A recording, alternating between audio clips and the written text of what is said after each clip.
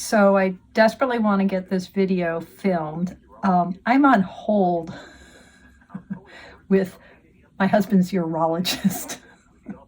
Sorry for the too much information there. I hate the medical system anyway. I've been trying to make this phone call and make this video and get ready for work, and this morning is just not, it's not penciling out, as they say. Anyway, I really want to make this video. Two reasons. One, I want to encourage any of you who have been intrigued by my videos, or if you've maybe read my book, Mindful Tarot, link below, or maybe you've come to my community Zooms, or maybe on the Facebook page, or maybe you just are stumbling upon me. Maybe the algorithm hath given you this video today as I'm bathed in beautiful early spring Oregon light. If you're at all interested in who I am, what I do, I encourage you to email me like pronto to register for the information session for my next cohort beginning in June 2025 of the Mindful Tarot Certificate Program. The info session will be fun and informative, and there will be a demo reading. It's usually a small group of folks for these info sessions, so it'll actually give you a chance to really interact with me. Yeah, register for it. Why not? Also, there's a link to more info about both the info session and the certificate program itself. But without further ado, it is time for the changing of the talisman. So it's February 10th today, or is it the 11th? I think it's maybe the 11th. Oh, holy shit. And I still haven't done this yet. Moving from my card of the month from, sorry for the light here. This is the 10 of Swords in the Somnia Tarot. This was my card of the month in January. I have so much to say about that. I think today's video, I won't really talk about it much, but I will talk a tiny bit about this card, which is the 7 of Swords. My hub card for my Wheel of Life spread is the Knight of Wands. Sorry, these images are terrible in this light. Maybe I'll have time to plop in some better depictions of them. At any rate, I've been thinking about energy, my energy, Knight of Wands, fire of fire, how I bring forth my fire into the world.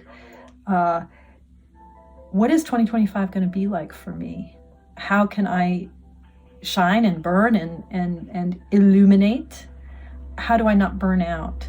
And the 10 of Swords, really was, January on so many levels. 10 of Swords, ego death, things falling away. I've been thinking a lot about the difference between the kind of death or ending that the 10 of Swords marks and its difference from the Major Arcana card, death, the 13th trump. It's different because it's a minor arcana and not a major arcana, so that's one difference, but it's also about a different kind of ending. So I've been thinking about that. This month, my card is the 7 of Swords, right? And there's so many things about this card that is often called the deception card, or in the Waite-Smith way of thinking about things. But 7s are actually cards that are about stepping back. The 7s in tarot is the Sabbath, it's contemplation, it's the star, it's the chariot. It's about having a kind of orientation or kind of positioning that gives you a chance to behold where you are now and to move forward with kind of clarity and guidance.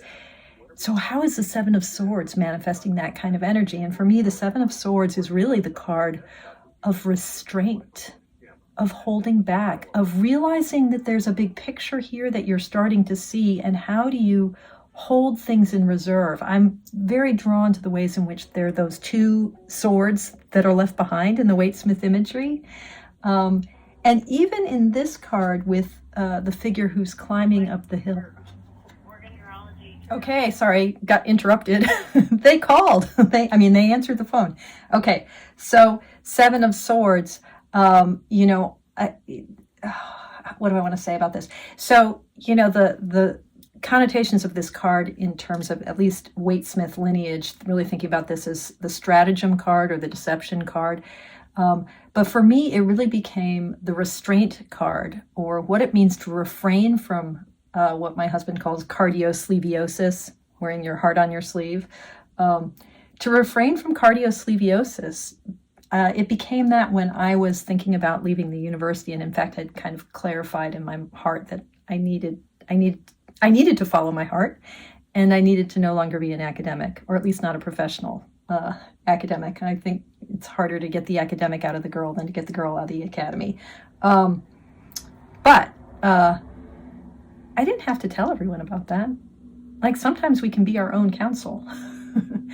So in this year, 2025, when I'm trying to think about, this figure, my Knight of Wands, my hub card, the center of my wheel of life, which is my version of what others call a year ahead spread. In this year of thinking about fire and how I am a good steward of my own energy,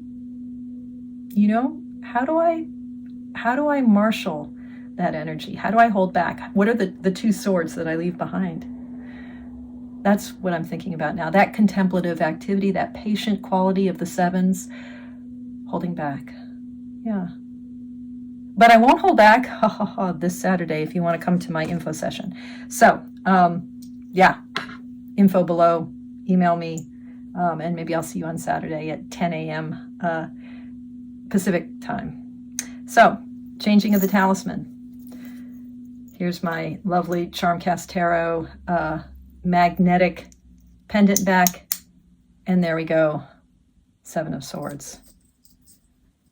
Welcome to February, halfway through. Story of my life. Okay, love you guys. Yeah, thank you for your practice. Take care, hang in there. These are wild and wobbly times, and I'll be back maybe later today, but certainly in the next day or so with another wobble reading and maybe a little bit more about the Wheel of Life.